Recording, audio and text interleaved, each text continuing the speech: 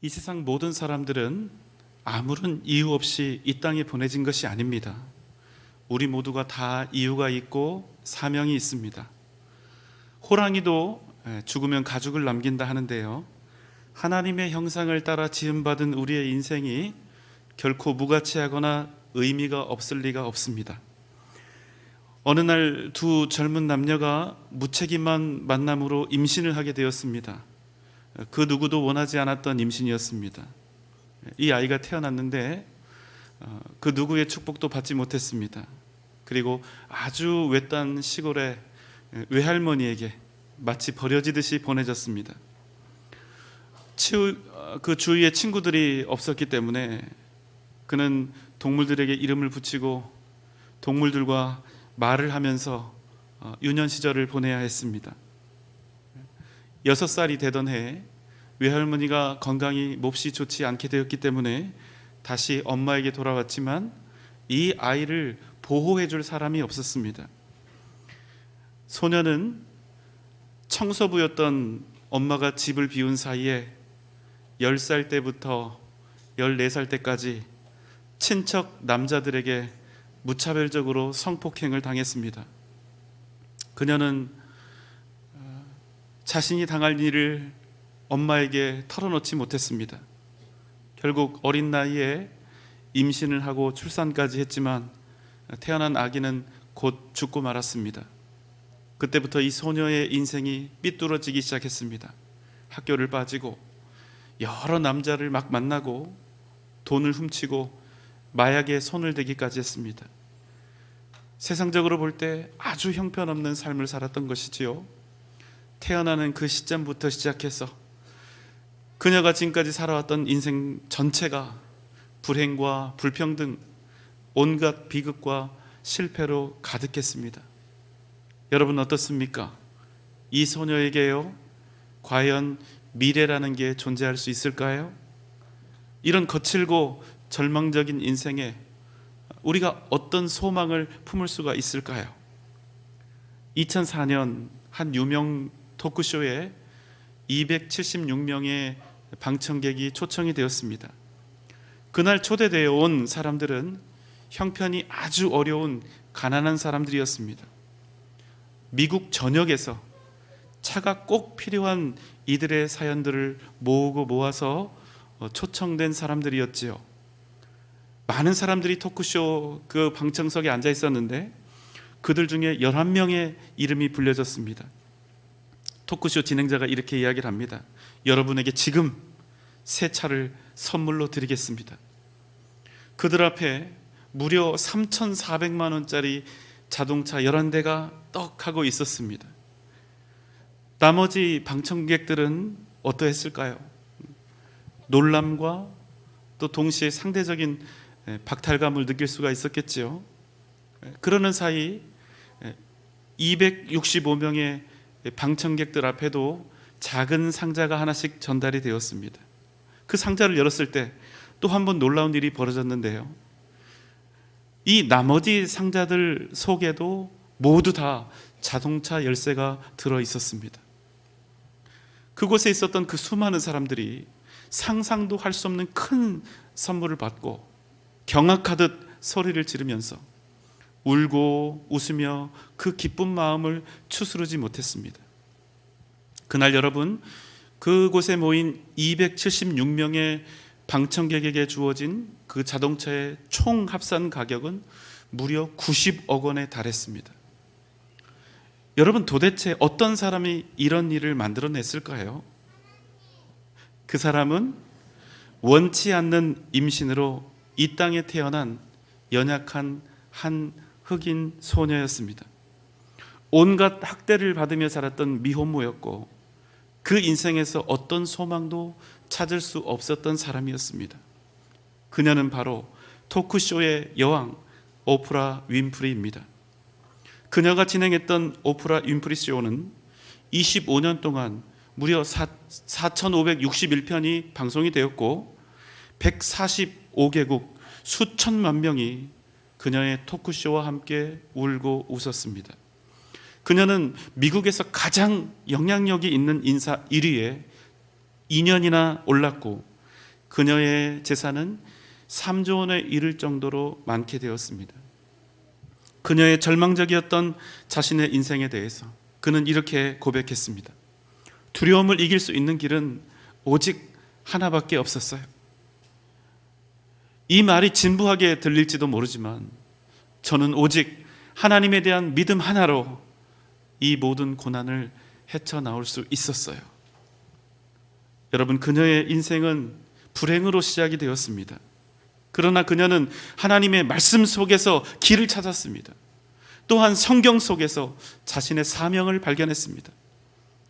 그는 구약 성경을 읽다가 애굽에서 이스라엘을 이끌고 나온 모세를 보았습니다. 그리고 그를 자기 인생의 롤 모델로 삼았습니다. 그리고 그녀는 마침내 모세와 같이 많은 사람들의 영혼을 만지며 수많은 사람들을 주님께 이끌어간 것입니다. 오프라 윈프리는 사명에 대해서 다음과 같이 말합니다. 첫째, 남들보다 더 가진 것이 있다면 그것은 축복이 아니라 사명이다. 남들보다 아픈 상처가 있다면 그것은 고통이 아니라 사명이다. 남들보다 더 설레는 일이 있다면 그것은 착각이 아니라 사명이다. 남들보다 더 부담되는 일이 있다면 그것은 강요가 아니라 사명이다. 여러분, 우리 사람들은 여러 가지 이유를 가지고 인생을 살아가고 있습니다. 어떤 사람은 더 풍족한 삶을 살기 위해서, 어떤 사람은 더 높은 자리를 얻기 위해서, 또 어떤 사람은 더 많은 지식을 취하기 위해서, 어떤 사람은 사람들과의 좋은 관계를 유지하기 위해서, 또 어떤 사람들은 자식들을 잘 기르기 위해서, 또 어떤 사람들은 인정받기 위해서, 또 내가 원하고 바라는 것들을 손에 넣기 위해서, 참 다양한 이유들이 우리를 살게 하죠. 여러분, 그런데 이 모든 이유들을 짧게 요약하면 어떻게 될까요?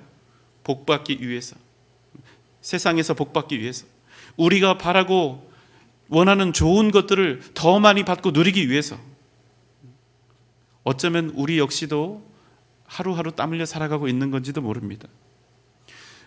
여러분, 우리 중에 누가 복받는 것을 싫어할까요?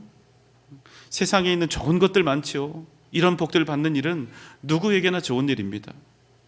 이런 세상의 복들도 여러분 많이 받으면 받을수록 사실은 좋은 거예요. 그러니까 복을 바라는 마음, 기복 그 자체는 절대로 나쁜 것이 아닙니다. 그러나 여러분 잘 들어보십시오.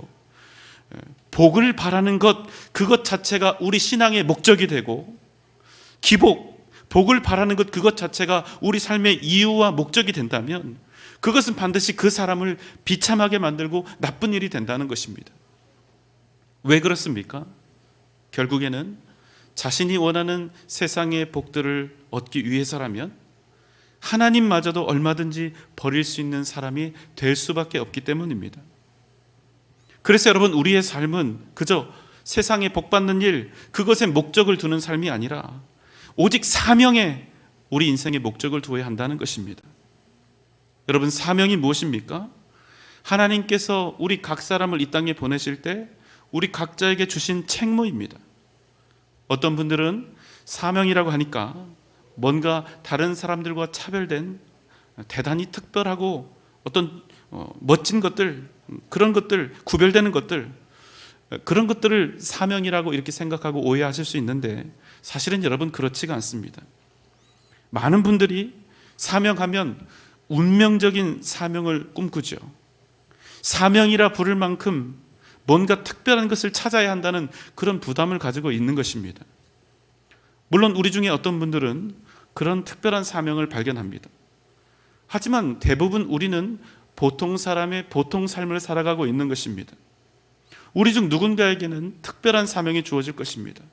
하지만 여러분 꼭 기억하실 것은 대부분 사람에게 주어지는 가장 보편적인 사명, 그러나 가장 위대한 사명은 지금 당장 내게 주어진 현재 그 자리에서 하나님의 뜻을 발견하고 그 속에서 하나님 당신의 뜻을 이루어가는 것입니다. 여러분 생각해 보십시오.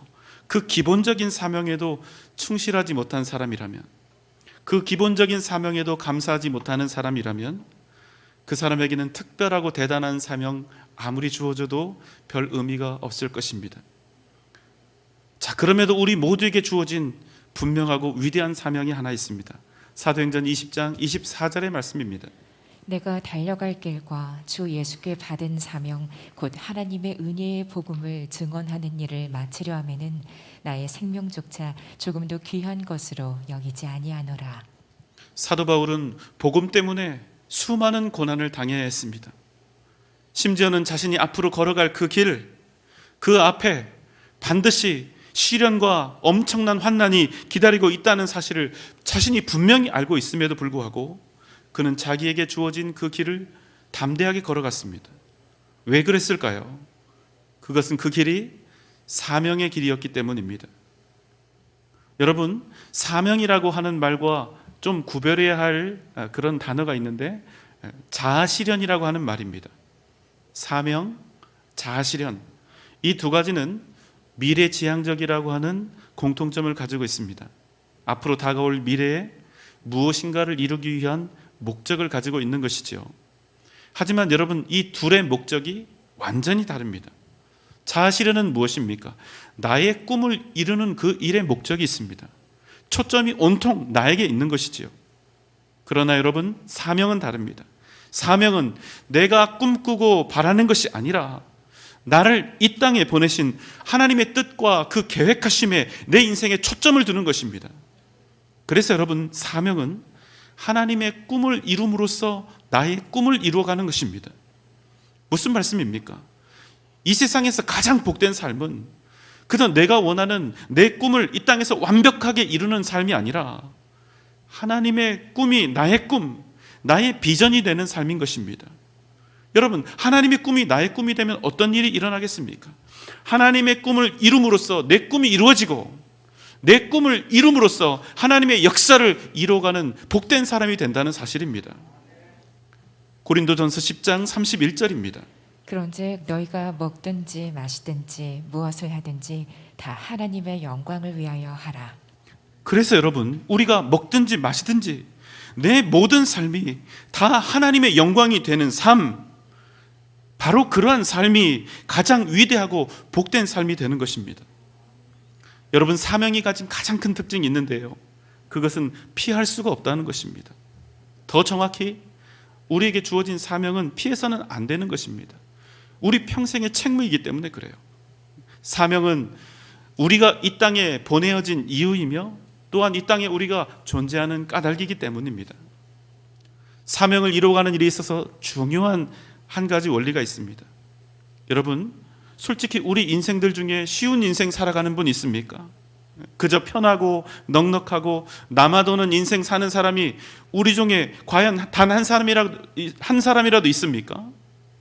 날마다 우리가 땀 흘리며 살아가고 있죠. 애쓰면서 살아가고 있는 것입니다. 그러니 여러분, 사실 엄밀히 말해서 우리에게는 교회와 복음을 위해 헌신할 시간적, 재정적인 여유가 없는 것입니다. 여러분, 이것이 팩트입니다. 그래서 여러분, 만약 우리가 하나님께서 우리에게 주신 사명을 제대로 감당한다면 당연히 우리 자신의 꿈을 이룰 시간, 나 자신의 목표를 이룰 돈과 재정이 그만큼 적어지게 되어 있습니다. 이것은 부인할 수 없는 사실입니다. 우리가 헌신하면 헌신할수록, 우리가 사명을 감당하면 감당할수록 우리는 반드시 수치적인 한계와 불이익을 만나게 된다는 것입니다. 하지만 사랑하는 여러분, 기억하십시오. 만약 우리가 주님 주신 사명을 감당하면 하나님께서 우리의 삶을 반드시 책임져 주신다는 사실입니다. 왜 그렇습니까?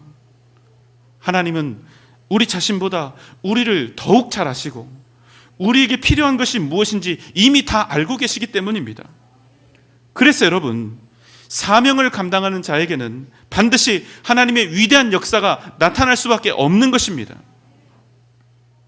여러분, 사명은 내 삶에 여유가 있고 내 삶이 풍요로워서 감당하는 것이 아닙니다. 사명은 내가 이 땅에 존재하는 이유이기 때문에 감당하는 것입니다. 사명은 하나님께서 나를 이 땅에 보내신 목적이기 때문에 우리가 붙잡고 사는 것입니다. 자, 그럼 다시 한번 우리 모두에게 해당되는 가장 위대한 사명이 무엇인지 살펴보겠습니다. 사도행전 20장 24절입니다. 내가 달려갈 길과 주 예수께 받은 사명 곧 하나님의 은혜의 복음을 증언하는 일을 마치려 하면은 나의 생명조차 조금도 귀한 것으로 여기지 아니하노라. 여러분, 우리 각자에게 주어진 가장 위대한 사명은 무엇입니까? 바로 복음을 전하는 것입니다. 어떤 분들은 이렇게 생각하실지도 모르겠습니다. 결국 또 전도하라는 얘기구나. 맞습니다. 그 얘기예요. 그러나 우리가 이 땅에 존재하는 이유, 우리의 교회가 이런저런 말도 듣고 문제도 있지만 그럼에도 불구하고 이 땅에 존재해야 하는 이유는 단 한 가지라는 거예요. 무엇입니까? 복음을 전하기 위해서 우리가 존재하는 것입니다. 복음으로 세상을 변화시키고 복음으로 세상을 살리기 위해서 부족하지만 우리도 이 교회도 이 땅에 존재해야 하는 것입니다. 여러분, 왜 또 복음입니까? 이 사명이 없다면 우리는 세상 사람들의 인생과 전혀 다를 바가 없는 것입니다. 우리에게 복음이 없다면, 이 사명이 없다면 교회 또한 이곳에 존재해야 할, 이 땅에 존재해야 할 이유가 전혀 없기 때문입니다. 그래서 바울은 외치는 것입니다. 내가 달려갈 길과 주 예수께 받은 사명, 어떤 사명입니까? 하나님의 은혜의 복음을 증언하는 그 사명, 그 사명을 감당하는 그 일을 위해서는 나의 생명조차 조금도 귀한 것으로 여기지 아니하노라. 사랑하는 여러분, 이보다 더 큰 사명은 우리에게 없습니다. 우리는 이 땅에서 잘 되어야 합니다. 정말 잘 살아야 합니다. 될 수만 있다면 더욱 성실하게 땀 흘리고 수고하여 부자도 되고 명예와 힘도 얻어야 합니다. 그러나 여러분, 잊지 마십시오. 하나님께서 우리에게 그 모든 것들을 주신 목적은 오직 하나, 바로 복음을 위해서라는 사실입니다. 우리에게 아무리 많은 지식과 소유가 있다 할지라도 그것들이 하나님의 나라와 복음과 아무런 관계가 없다면 그것들은 결코 우리에게 진정한 복이 될 수가 없는 것입니다. 왜냐하면 우리에게 지금 주어져 있는 모든 것들은 궁극적으로, 본질적으로 복음이라는 사명을 감당하도록 우리에게 허락된 것들이기 때문입니다. 여러분, 믿습니까? 마태복음 28장 18절로 20절입니다. 예수께서 나와 말씀하여 이르시되 하늘과 땅의 모든 권세를 내게 주셨으니 그러므로 너희는 가서 모든 민족을 제자로 삼아 아버지와 아들과 성령의 이름으로 세례를 베풀고 내가 너희에게 분부한 모든 것을 가르쳐 지키게 하라. 볼지어다 내가 세상 끝날까지 너희와 항상 함께 있으리라 하시니라. 사랑하는 여러분, 하나님의 나라와 교회와 복음을 위해 사시기 바랍니다. 오직 예수 그리스도, 그 이름만이 유일한 구원의 길이요 생명의 길인 것을 여러분 기억하며 사시기 바랍니다. 복음을 전하십시오. 그 위대한 사명을 감당하십시오.